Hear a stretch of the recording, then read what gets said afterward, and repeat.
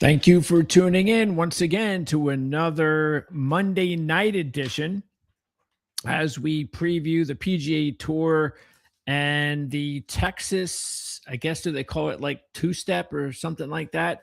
Well, that's what we're going to get, whether we like it or not. Houston and Texas back-to-back, well, the Houston Open and the Texas Open back-to-back.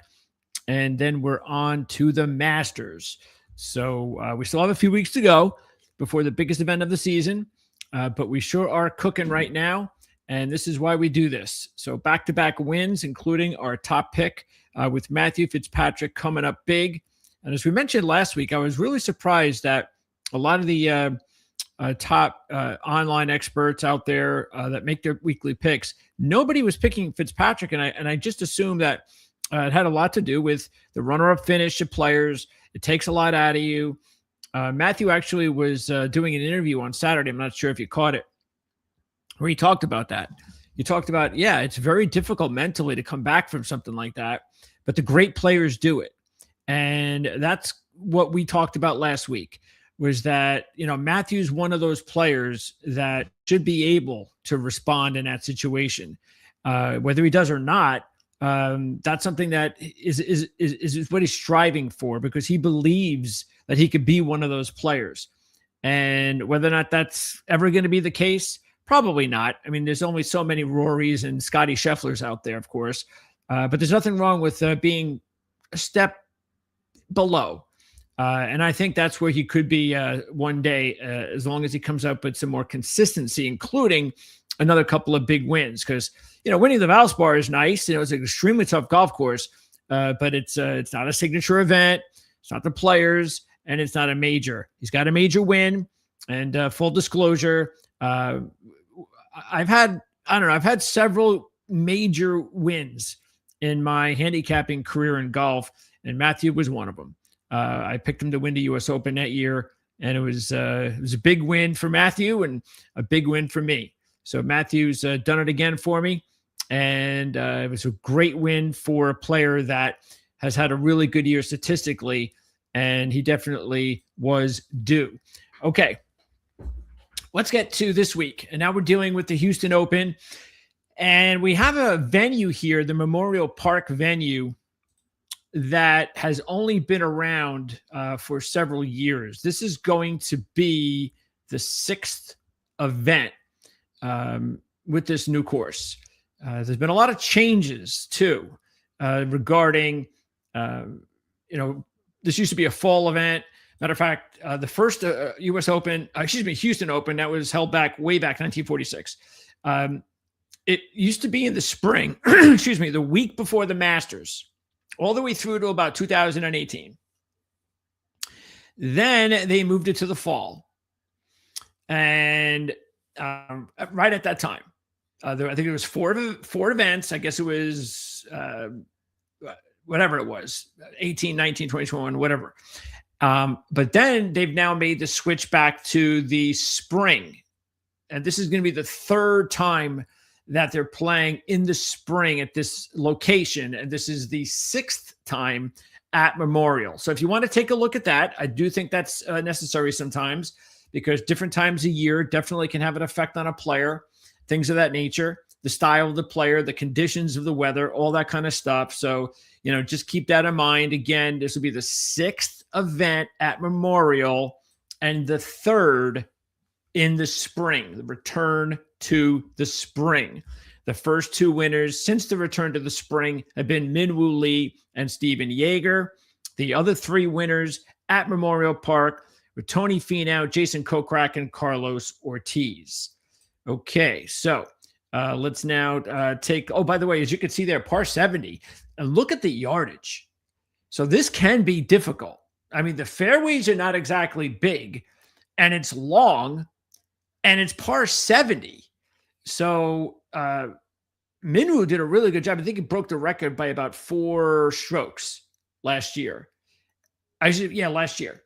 So typically, this could be an event where the winning score could be somewhere between 12 and 15 under par. So we'll see. But we're going to get into the stats and all that kind of stuff in just a bit. As far as the similar courses for Memorial Park. Now, these are the locations and the dates. So we've got 2 dates at BMW at Caves Valley. We have one at the U.S. Open, the North Course in 2023 at the bottom. And then we also have 3 other locations for more than just a year or two. Punta Cana, Torrey Pines Farmers, and Rocket Classic, the Detroit club.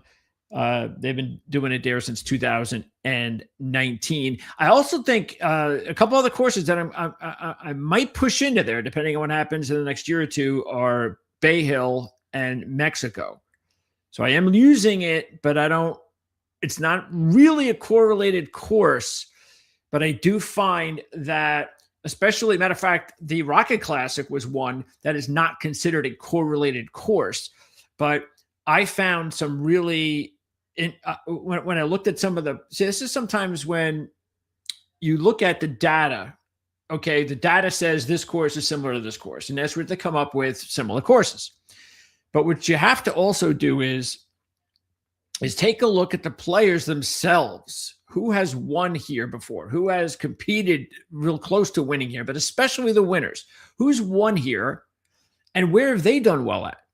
And have they done well at similar locations that other past champions here have?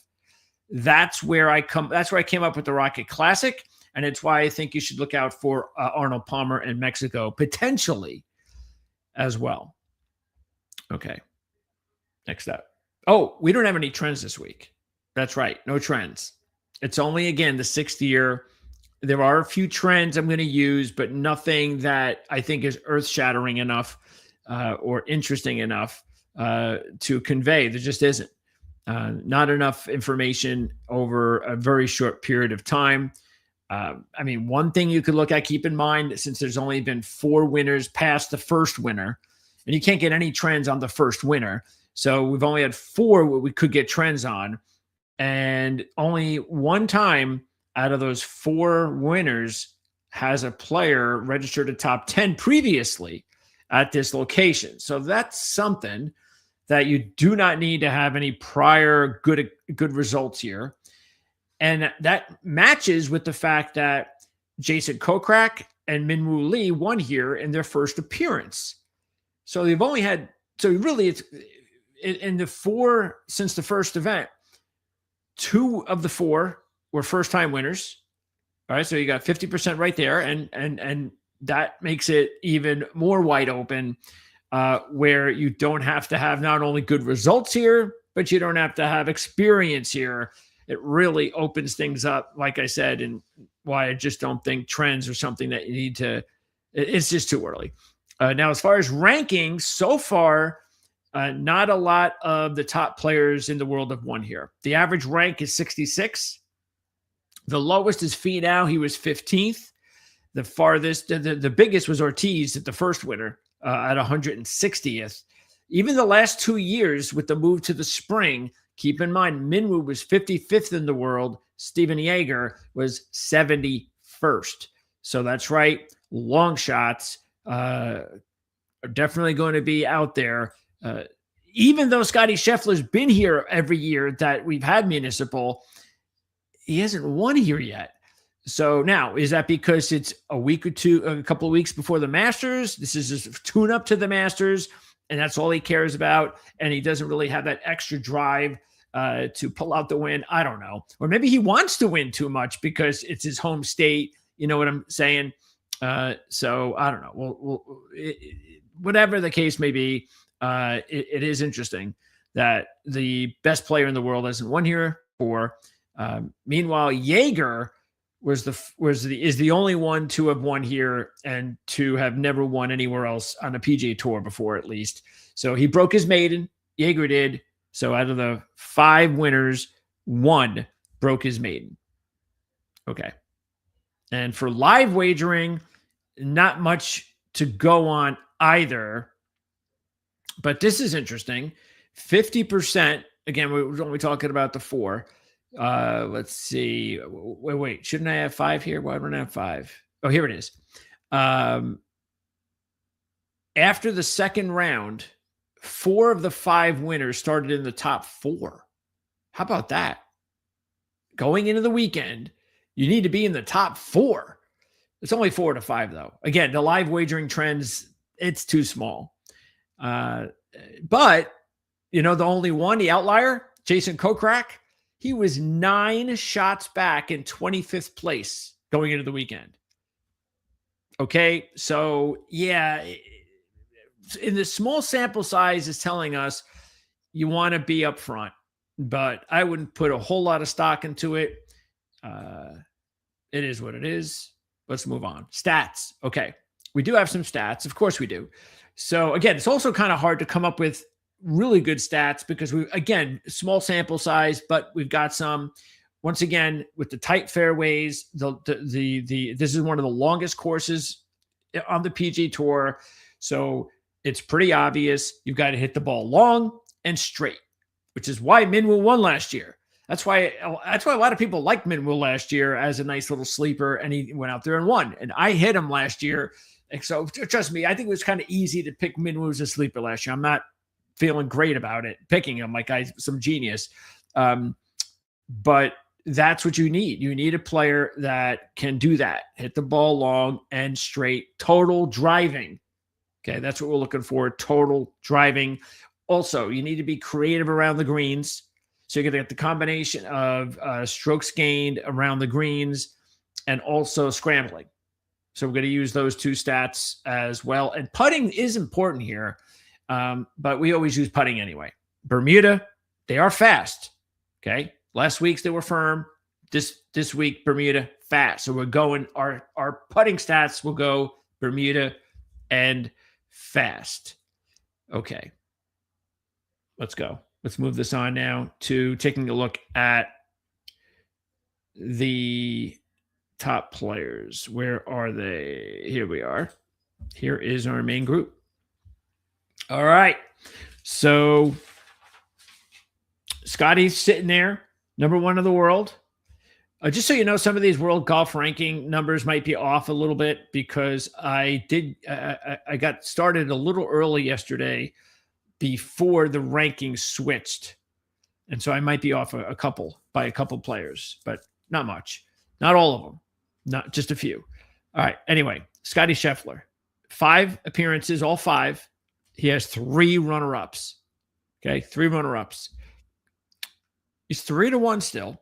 And that's because, look, he was 3-1 a few weeks ago or a month ago. Actually, he was, probably a month ago, 5-6 weeks ago, when he was still kind of on top of his game, or it felt like it, in a big signature event or events.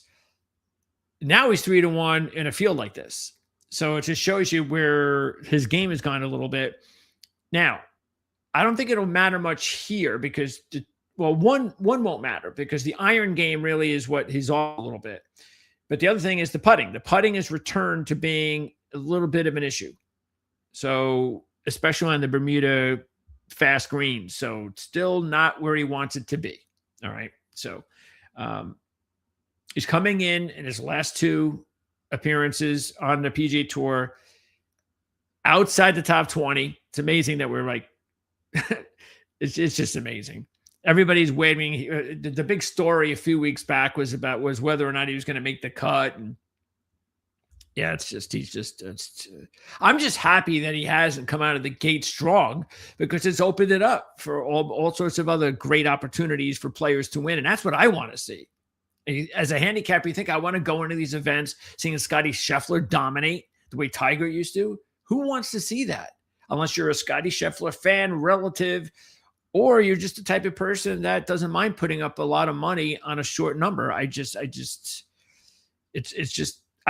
it's much better this way. All right. So out of the main guys, look, Goddard may not be a bad choice because he has improved from first to second visit, 18th last year. But in his last 4 on the year, he only has 1 top 20, including a 56 at the Players. And he's already won several times. I just think, no, not this week. I can't go with it. Minwoo, meanwhile, why wouldn't Minwoo be a good pick again this week? Now, it didn't work out for me as one of my picks last week with Victor Hovland, but I was okay with that because I still won. but Hovland didn't play as good as I had hoped that he would have. So Minwoo's got to try to do it again.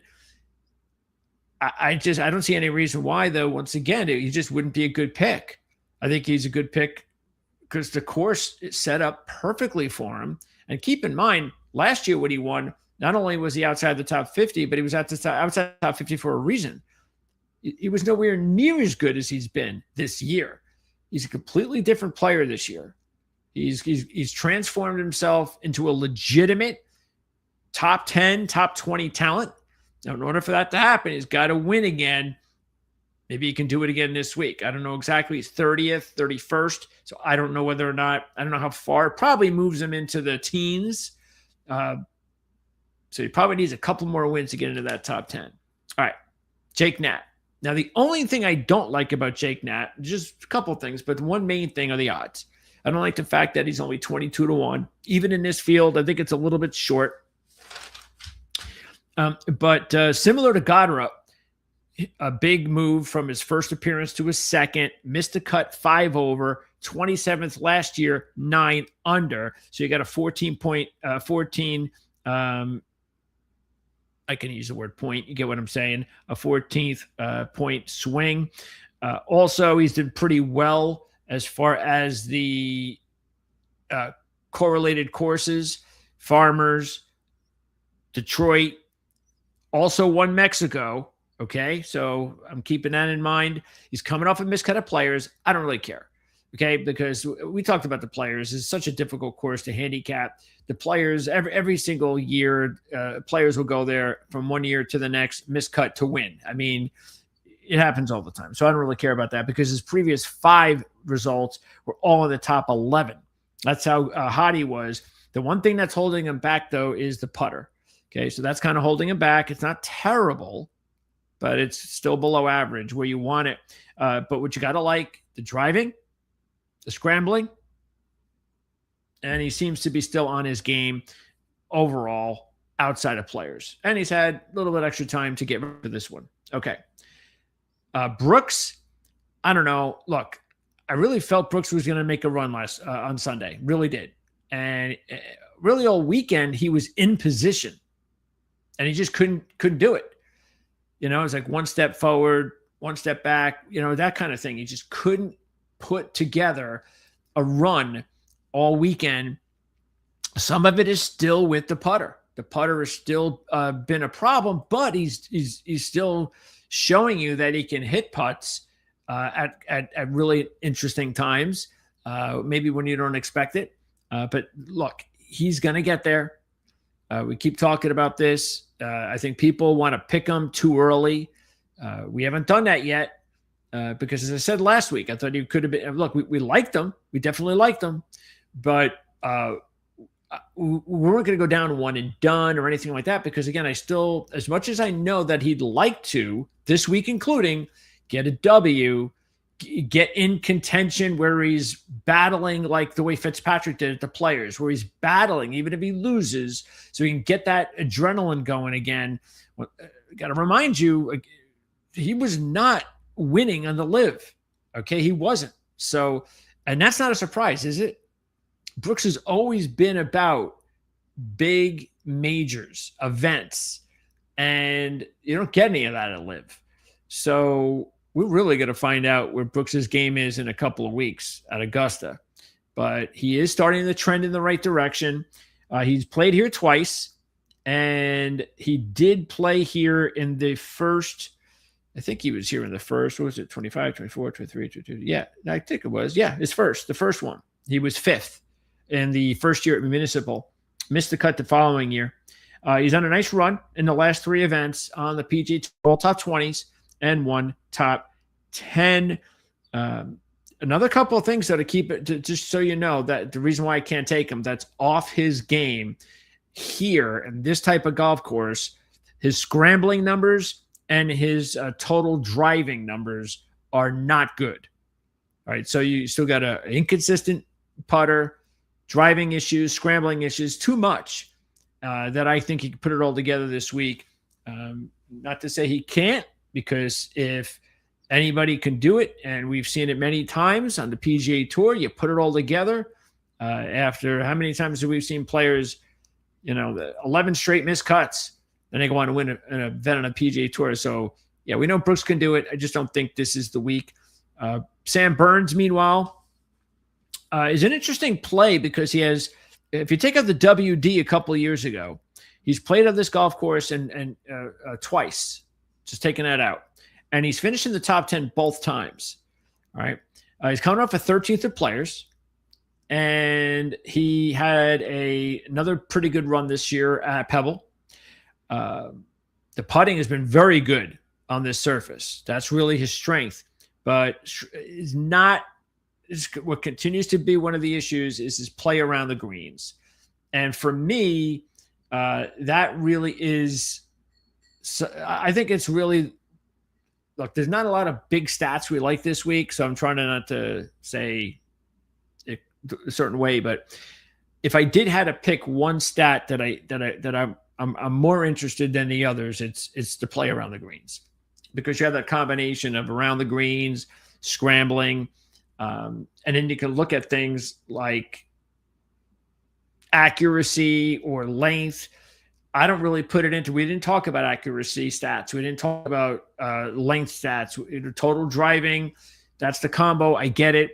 But putting, we kind of talk about that every week, but it's the scrambling and the around the greens, which don't necessarily have to be important to win at certain golf courses. Here it's very important. And that's why there are some players that I'm kind of interested in, like Sam Burns, but I just don't know if I can make a pick for Sam Burns because of those struggles around the green. Around the greens. Okay, next up. Top contenders. And we only have a short number here, but I do have a big number of long shots, so stay tuned for that. All right, so out of this group, Kitayama, coming off a miscut at the Players, but don't forget he had a runner-up at Genesis not too long ago. He is, if you look at some of the courses, I mentioned the two that are not on the main similar courses. He won at Arnold Palmer in 2023. He also was second at Mexico in 2022. So that's why if Kitayama wins this week, I'm pushing both of those courses right in there. Anyway, his putting is starting to slip a little bit. He's played here twice, and he's just been okay here. Nothing great, nothing terrible. But I think there are other options. Penge had a big week last week, almost got it done. But, he's a talented kid. He's already 36th in the world, but he's going to be going to a lot of golf courses that he's never played before. But you know what? We shouldn't worry about that here. 50% first-timers have won, so I wouldn't worry about it. He's coming off that strong fourth place at Valspar. The thing I don't like, though, about Penge, and he even admitted it, even though he played a lot better last week, was his short game, right around the green. Around the greens, the scrambling, that's been his weakness. He knows it. He got a little bit better last week. Maybe that will be a precursor to him coming out and putting it even all together, because if he keeps improving like he did last week, maybe that's all he needs to get over the top and get a victory. So he's dangerous for sure. Also dangerous is Michael Thorbjornsen. And there's a lot to like about this kid this week. I think we picked him about a month ago, and it didn't work out. But since then, he's now trending back in the right direction. He played here last year, finished 39th, so it's okay. But the total driving, second on the PGA Tour.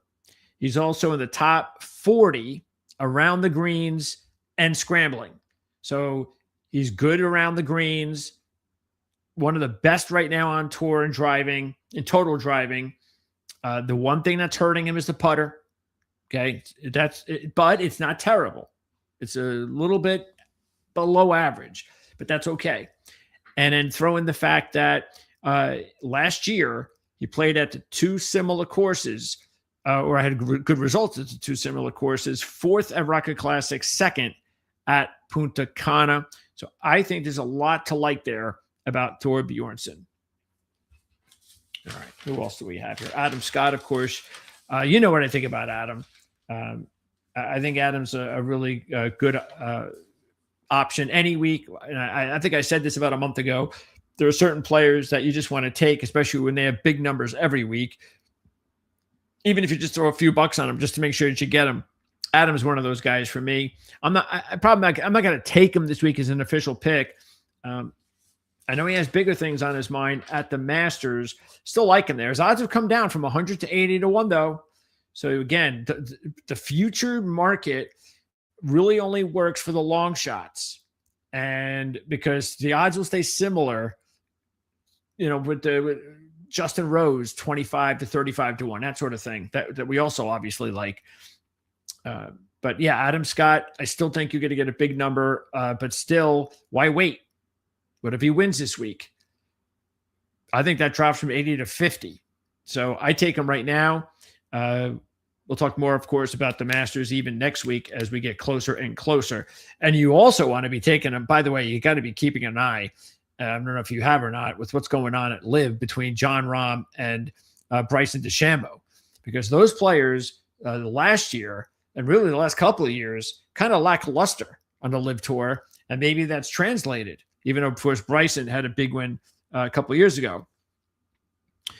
All of a sudden, boy, these guys are cooking. Rahm wins, DeChambeau wins, Rahm in a playoff, DeChambeau wins again.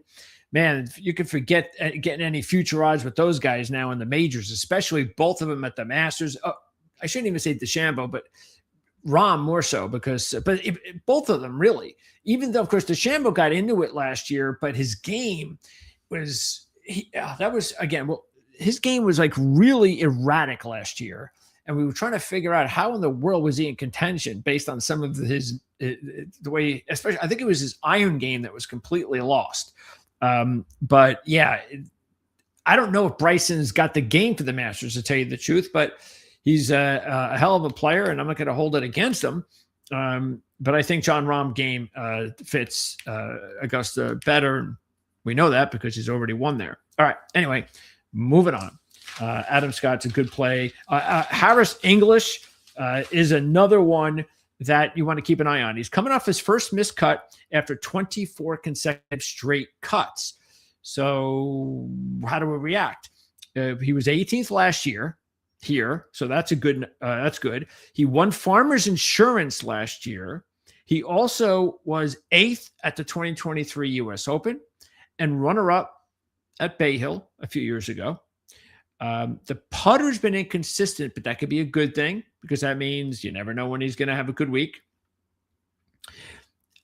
Around the green, though, that's the thing that is just is below average there, combining scrambling with around the greens. That's the thing that it's going to affect me personally. But total driving, he's top 30 on the PGA Tour. And then the final one on this list is Ricky. And I'm not going to look. I've taken Ricky a couple times already. We're getting good numbers on him. And because, again, as I've said, with Ricky, with Adam, with Jason, even though Jason Day is starting to now concern me that he's got a win in him this year. But Ricky, if he keeps this up, but the problem with Ricky that's holding him back right now is his short game. It really is not good. It's bad. So I can't take anybody that's bad around the greens right now. And that's what Ricky's dealing with. But a lot of his game is going really well. The putter's heating up. He's top 20 in total driving. He is top 20 in scrambling. He's made 12 straight cuts. Only a couple top 10s, though, and he hasn't been in contention on the top leaderboard on a Sunday. So that's like you would think the next step. But why I think he's a solid play this week, he won the Rocket Classic in 2023 and remember, if you don't recall, one of his best major venues ever was the 2023 U.S. Open when he finished 5th that year. So there's some really good things to like about Ricky this week. Now, let's go with the long shots. As you can see, we're not going to go over everybody, but we're going to go over them. All right, so let's talk about the ones that stick out the most. We're going to start with Steven Jaeger. All right, so Jaeger, boy, he just loves this time of year. So if you look at it, in the last 3 years at Memorial Park, He's finished 9th, 1st, and 11th. That is a combined 30 under par. He's also trending in the right direction. He was 7th on Sunday this past week at Valspar. His putting is starting to really pick up on Bermuda fast greens. So that's headed in the right direction. There's only one correlated course that Steven Jaeger's played this year, Farmers. It's his best result, 5th. That is eye-opening, as is the case that he made major improvements this past week in strokes gained around the green and scrambling. And that moved him up into the top 40 on the PGA Tour in both of those categories. The only stat that is holding him back just a little bit is his total driving. But there's so much else to like about Steven Jaeger. Even though he's won already, I wouldn't worry about it. I'm not in this field. And that number, all right, we're talking about a 60-1 shot. It's different, I think, when you have to make that kind of call like with Minwoo, when his number's 18. That's tougher. But I'm not worried when you think about a number like 60, and there's a lot of other factors that seem to be cooking. Tony Finau, let's talk about Tony, because he is starting to get his game going again. He still has a long way to go, and that's the problem. Is I don't think he's capable of putting it all together in 1 week, but he's getting there. Part of the reason is the putter is not good on this surface, and the driving is pretty bad. So putting, driving, not good at all. Those are bad combinations, but his game around the green, the scrambling / just overall strokes gained around the green numbers flew off the charts last week. He was really, really good. So there's a lot to like. He runner up a couple of years ago, 1st a year before that. So it's a good course. He's got 3 top 20s in his last 6 coming in here, including 18th on Sunday. Also in this group, I really think you need to keep an eye on Ryan Fox. Ryan Fox just knows how to win golf events. He's got 3 wins in Europe on the DP World Tour. He's got the 2 wins last year in the PGA Tour. The putting's been solid on this surface. His game around the greens is really good. And if you look at it, he's made 12 straight cuts. And he's coming off a 24th at Arnold Palmer. It's the last time he's played a few weeks ago, so he's had a little bit of time off. He also made a big move from 78th in 2024 to 15th last year at this venue. 5 over to 11 under. It's a lot to like about Ryan Fox this week as a long shot. Let's see. I think Jordan Smith is someone you need to keep an eye on. The only thing is Jordan hasn't won in a while. It's been about 3-4 years, I think, maybe 5 since he's won. Maybe 3. But the fact is that's both, of course, he's really coming from the DP World Tour. Now he's trying to break that drought in America. It's really hard to do, but he came close on Sunday. Really gave me a scare, finishing 3rd overall. He's got 3 top 25s in his last 4 coming in. And so there are some good things to like. But I just think that it's a lot to ask. But if he's in contention, or maybe he gets off to a good start, you might want to keep an eye on him. All right. There's more as far as these long shots. Tom Kim. It's time to talk about Tom Kim. He'll be playing here for the first time. He's made 10 straight cuts now. All right. Because don't remember, a couple of years ago, this was one of the rising talents in the game. And typical PGA Tour golfer, something happens, whether it's personal, equipment, injury, his game just went to shit. But now he's kind of coming back. He hasn't put himself in contention, though, but he's getting there. That's the next step. But Tom Kim, if you look at it, he's got an 8th at the U.S. Open in 2023. He has another couple of nice results at some of these other courses. The 3 key stats are really good for him here. They are his game around the greens, scrambling and so forth, and total driving. So matter of fact, those 3 stats are all in the top 50 right now on the PGA Tour. That's really good. The problem is his putter's off a little bit. Not terrible, but it's definitely below average. Kind he's kind of below average to poor, to tell you the truth. So that is something that would probably hold him back. I don't know if he can come out and just win. I think he might need to get in contention before he can do that. But you're talking about 115 to 1 shot. Gary Woodland, good week last week, 14th. Second here last year. He has a combined 31 under par the last 3 years at Municipal. That's excellent. The driving has been really good for Gary. So what's holding him up is his game around the green. All right. Now, he did make improvements this past week in scrambling, so that's good. But overall, it's still off, and the putter is also off. I think it's asking a lot for Gary Woodland to win right now, but he's a big number. And, of course, you could also take a look at these players, which we're going to get into when we close the show, for fantasy, and also if you want to throw in top 5s or top 10s. All right, we still have some more long shots that we like here. Look, I'm not like one of these guys that looks at players who come out of nowhere sort of result-wise and have a great week and then go, oh, I'm going to take him next week. Look, he had a good week. That's David Lipsky.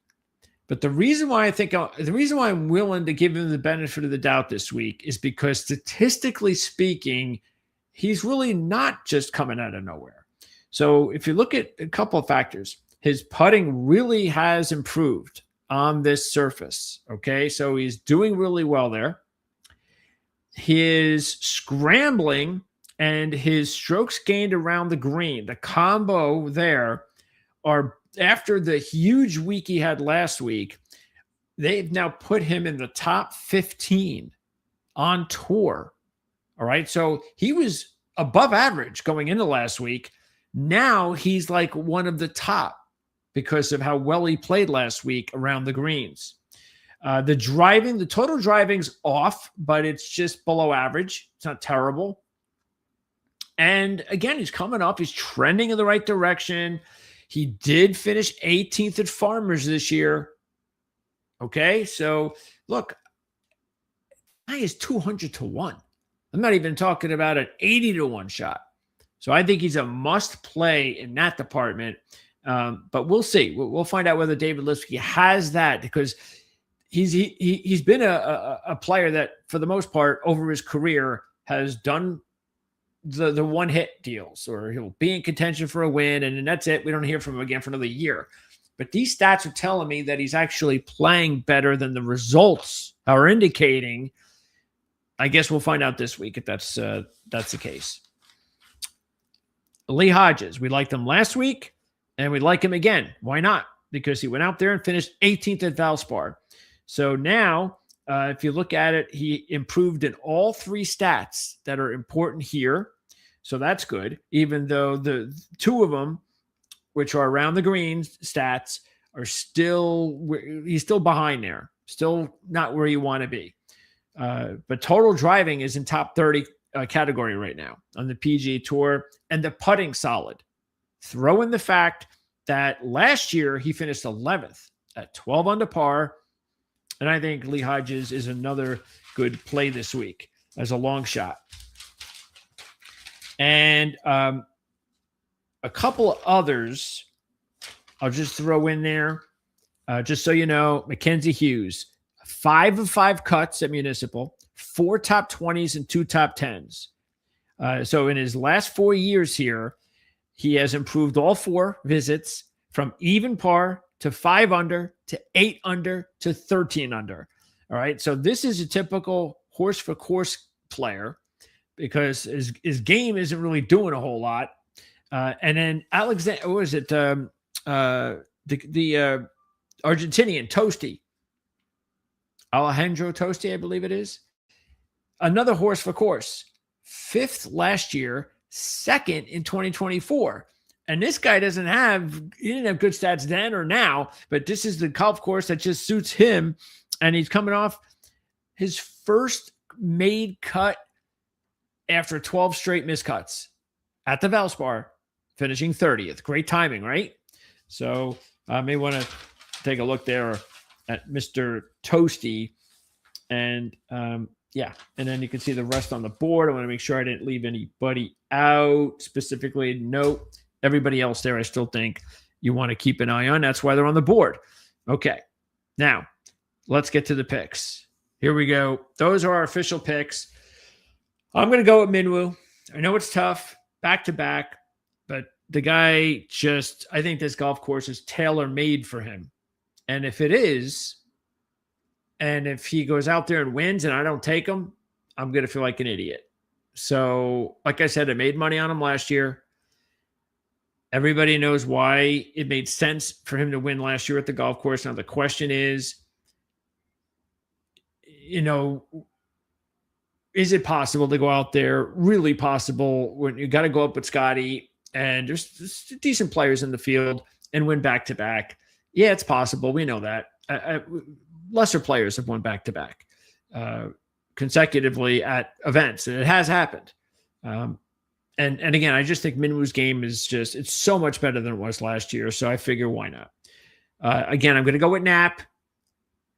The one thing I just don't like are the odds. I was hoping I was going to get something more in the lines of, even if it was just 25 to 30 to 1, I just think he should be in the same category as, say, Ricky and even Brooks and I don't know, maybe some of those others that were right around Burns.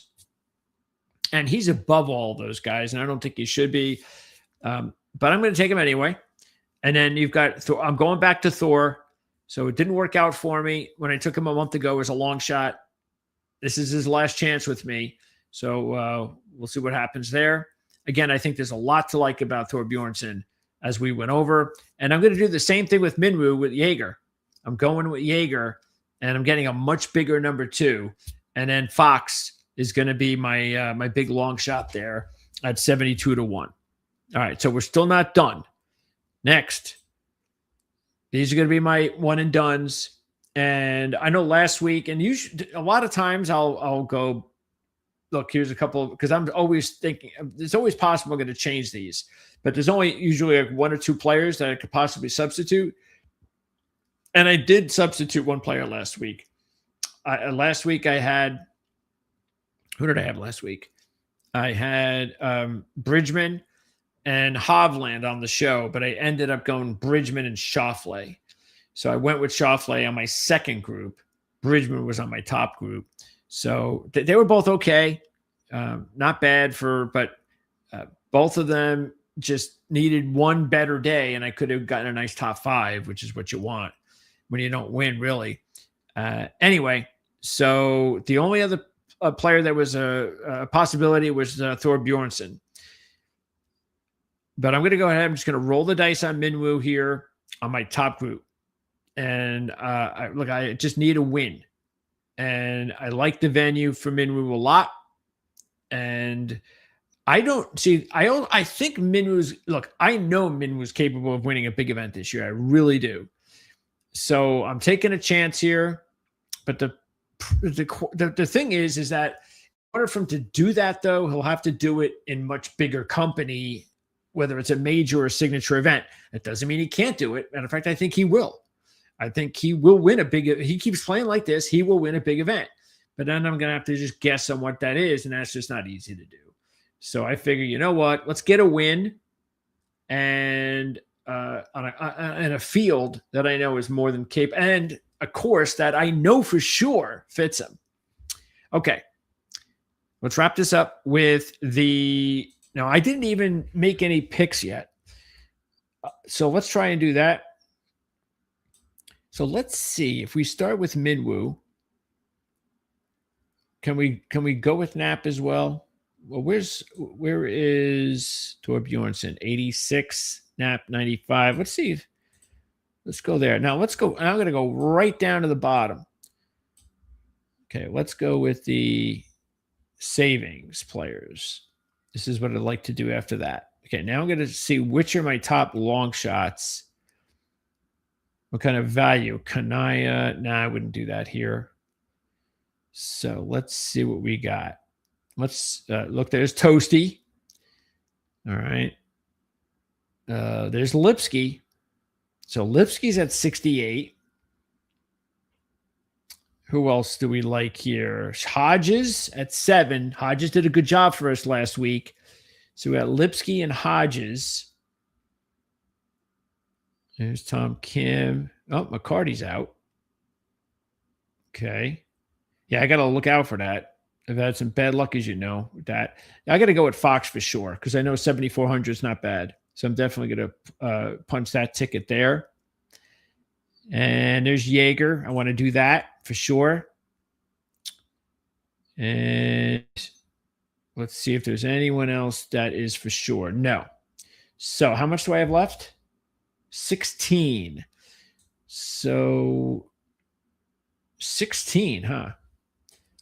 All right. So if I go back down here, Lipsky is 68. And who else? Hodges is 7,000. 68, 7,000 for Hodges and Lipsky. All right. So if that's the case, so let's say it's 7,000. That would leave me with 9,300. Okay, so let's go back up here. Ooh, Nap is 9.5. Ooh, that's too. I would just miss out by $100 if I did Nap and Lipsky. But Fowler's only 100 down. Well, let's see. Let's just double check. Let me make sure my math is right. Yeah, no, wait. I can do Nap and Lipsky. Where is it? Right on the number.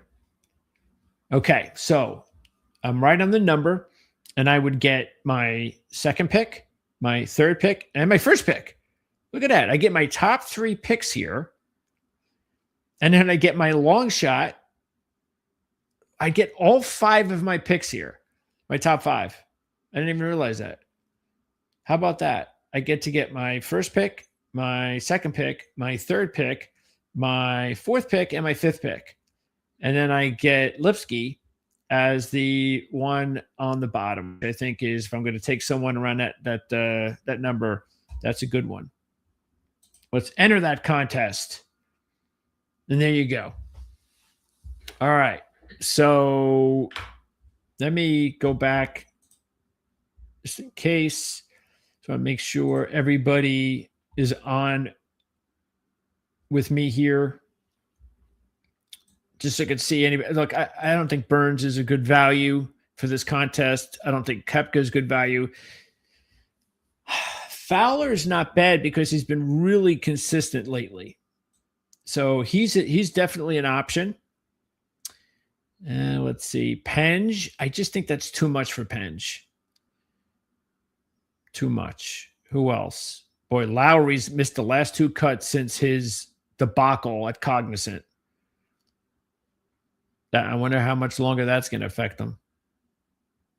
All right, who else is good here?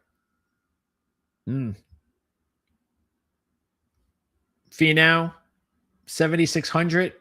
Nah, why would I want to? I don't see any reason to go with Finau at 7,600 when I can go with Jaeger and Fox. Sungjae, it's going to be. Well, I don't know what Sungjae is going to do this week. I mean, he just completely melted, and this is why I talk about this all the time. When you get players, even though they've won before and know how to win on the PGA Tour, but if they haven't won in a while, and it happens quickly because Sungjae hadn't played in a while, then he was his third event back, third or fourth, and all of a sudden, out of nowhere, he gets off to a great start. He's leading the tournament for the first 3 days. And, he's got this nice little cushion, couple of stroke cushion. You believe that, well, he's at least going to be in contention all day, and completely falls apart from the beginning. And that's all mental. It's all mental. And so I don't know how he's going to respond this week. Jordan Smith's not bad for 7,400. Woodland, 7,400. I don't know if I think I'd rather go with Jordan Smith than Woodland. They're both the same price there. And let's see. Anyone else? Tom Kim, But I think the good thing about Kim, at least he's made those cuts. So that make you feel a little bit better there. Hodges, absolutely. If I had an extra couple hundred, I probably would have taken Hodges over Lipsky, but I did not have that. So my boy Hodges, who helped me out last week, just misses out this week for me. But hey, if you're looking for some value down here, Hodges is a good one. And you might want to keep an eye on Toasty and Hughes. Where's Hughes? I think I passed Hughes, even though I don't know why Hughes would be up here because he doesn't deserve to be. Maybe I didn't pass every year, 7,100.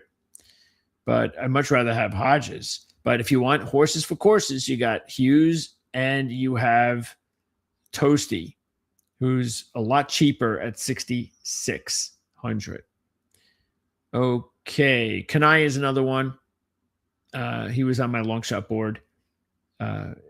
And I think that's it for the long shots. Anybody else down here? Yeah, none of these other players down here make any sense to me. I think the first one if I had to pick one, the first one, who would it be? Probably be Kanaya at 6,500. Is there anyone else at 65? There's a bunch of 65s here. That's it. Yeah. The cheapest one for me would be Kanaya. Okay. That is it. Where are we? Here we go. That's it. So, comments. Sorry about that. I really think Scheffler is taking, let's pop that up, AD 44.99. He's going to be playing U.S. replacement bets only this week. Yeah, keep that in mind. You can, at some of the sports books, you can take wagers without Scotty. So it's not a bad idea. I've done it before. It's just right now when he's not playing well. Look, it's pretty obvious. Scotty's playing as bad as Scotty can play, right? So that's the thing you have to deal with. But because you're going to lose money by taking players in that circumstance without Scotty. So maybe instead of a player being 50-1, he'll now be 35-1 or 30-1. So you will lose some money there. It's never a bad idea, because, hey, you don't want to be in that situation on Sunday where you will regret not doing it when Scotty's right there breathing down your neck with your players in first place, but you don't have to worry about it because you have the bet without Scotty. All right. Yeah, I haven't, again, I haven't heard anything. I could see if I notice anything negative because I haven't really heard anything negative, which is the reason why I have them. So, yeah, I haven't noticed anything. Let's see if I have any news here.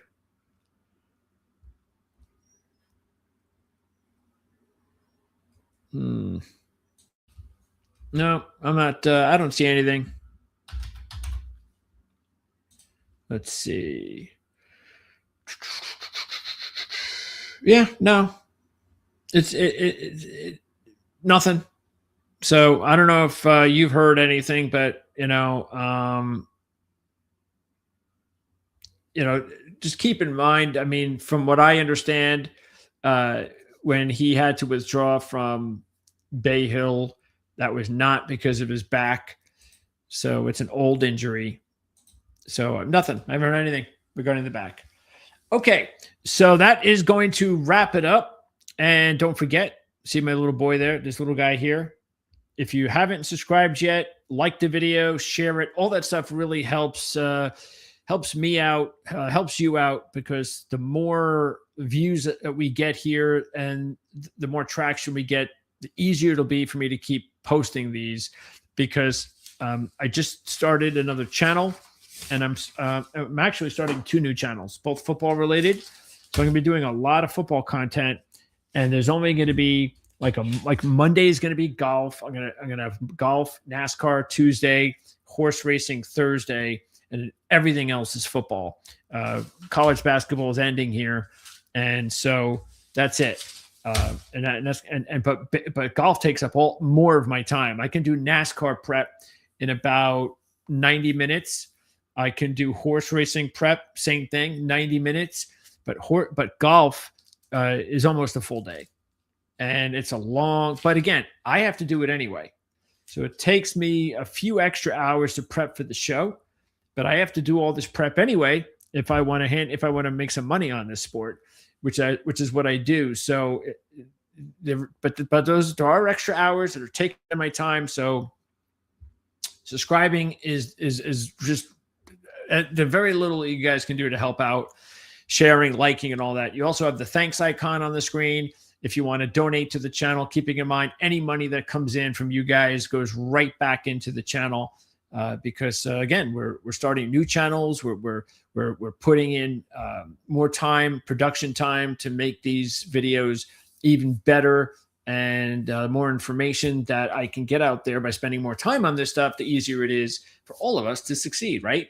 So we've got back-to-back wins coming in here. Let's see if we can make it 3 straight, and then within a few weeks, it's the Masters. So that'll wrap it up for this week's show. Thanks for tuning in once again. And I'll see you guys